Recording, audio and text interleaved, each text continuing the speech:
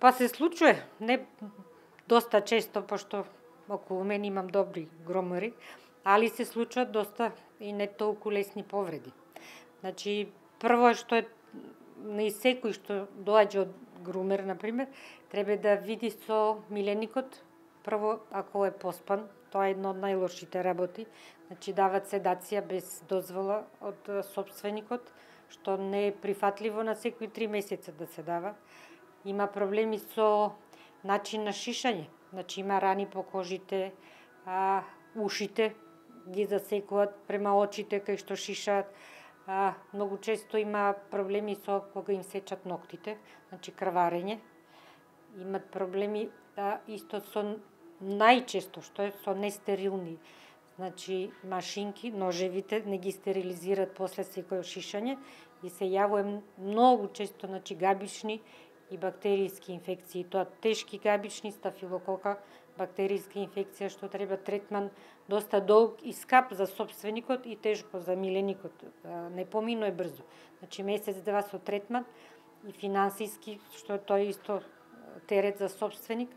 Има проблеми исто со внатре сушите, значи милениците внатре има доста влакна, тие треба, значи правилен грумен, треба да се извадат и влакната. Тука има доста повреди, некојаш знаат, значи со добро непрофесионално чистење и повреда на тапанчето, значи на обнака и кучиња, што е резултат после со глувост, повреда на очите, резултат се вика чир на укусот, значи после прераснал у катаракта, слепило. Проблеми исто има кај цедење со анални жлезди, кој ќе видите миленик да земите од громинг, па го боли, не може која иде, значи дефекација, уринирање, значи тоа е внатрешна повреда, не стручно чистење на анални жлезди, тоа многу често се случува. И што е најстрашно, значи пристапот на грумерите према милениците не е секогаш адекватен. Значи некојаш знаат да бидат многу со сила примена да изведуваат, значи третманот и резултат е после добивате агресивно куче, плашливо, што последици остана, значи еден пат да отиде кај таков грумер, такви последици останаат долго, доживотно. Повеќе тоа куче, значи многу е тешко да прифати пак да иде на грумер. Значи тогаш мора собственикот сам да се обучи да ги врши тие хигиенски потреби, очишање, бањање, чешлање, што сепак за грумер, значи стварно треба, не може секој еден да биде. Сака кучиња, па земи ножици и шишај. Значи стварно треба обука и тоа професионално да се изведува.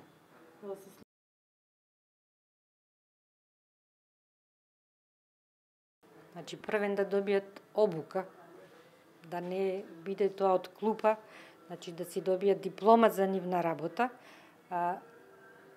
прво и основно да научат пристап према миленикот, значи секој миленик е различен, има агресивни, има мирни, некои сакат повеќе да се галат, некои сакат подруг пристап, значи тоа се основни работи и секој миленик не се шиша исто. Значи кај нас на грумер одиш, сите под исто ошишање. Значи има облик, има правила, секоја раса како треба да се ошиша. Значи никако не смеа да употребуваат седативи. Значи тоа е никако, строго забрането. Седатив може да даде само ветеринар. Во грумингот најголем ризик е ние да го повредиме кучето, а не оно нас. Обично луѓето се заштитуваат самите себе си од кучето, ставаат маски, го врзуваат или употребуваат некои други несакани елементи. Меѓутоа најголемиот ризик секогаш доаѓа од страна на грумерот, од страна на оној што работи со кучето, да изврши некој несакано дејство врз кучето. Значи се случуваат повреди во услови на груминг салон.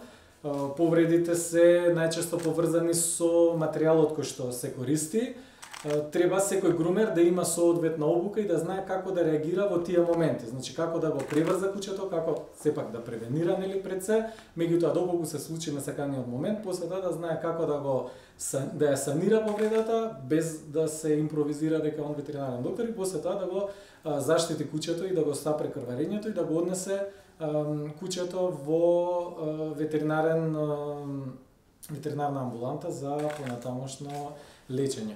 Инаку денес голем проблем со одредени груминг салони е тоа што употребуваат забранети супстанции, хемикали, како што се седативи, прво се од непроверени потекла, второ тие супстанции се забранети, се знае во кој случај се користи, тоа од Агенција храна и ветерина е многу добро, убаво и појаснато протоколот за предоперативен зафат за кога се користи седација, меѓутоа во никој случај не sme да се користи седатив за да се изврши груминг третман, значи за едно шишење навистина нема никаква потреба да се труе куќето, бидејќи тоа куќе треба да создаде навики, треба да создаде култура, да се работи со сопственикот за куќето после тоа да може да пристигне во салон на секој месец и пол до 2 месеци и да се средува без тоа да му биде некој момент травматичен.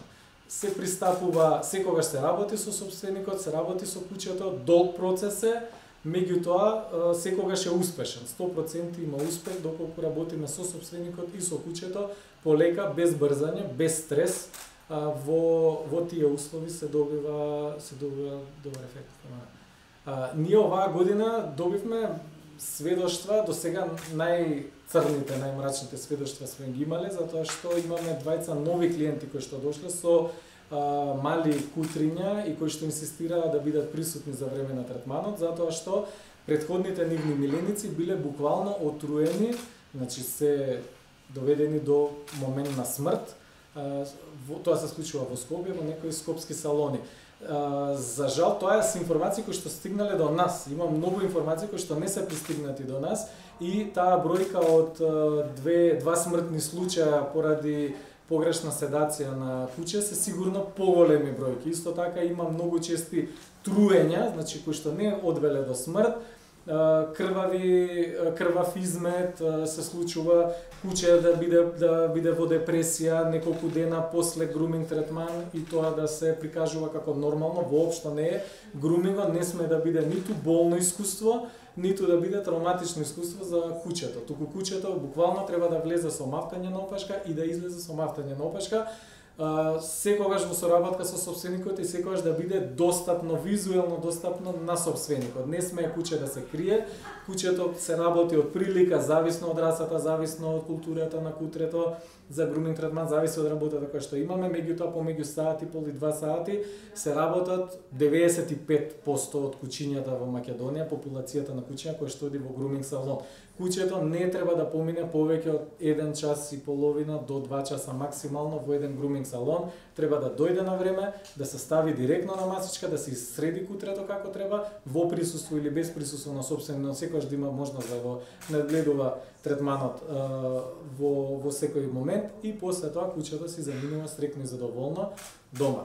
Сме имале, за жал, тие се неколку случаи кои што сме ги дознале од страна на клиенти кои што ни сведочеле, значи тоа биле смртни случаи буквално на куќиња умрени, имало труења, имало повреди, тешки повреди кои што реално можат да се избегнат до еден степен. Сега сепак луѓе сме, работиме, жива материја, не е дека не може да се случи, на секој може да му се случи, меѓутоа има после тоа посебна постапка како прво да се превенира, нели, меѓутоа после како и да се санира таа повреда и да се следи еден протокол во соработка со ветеринарен доктор.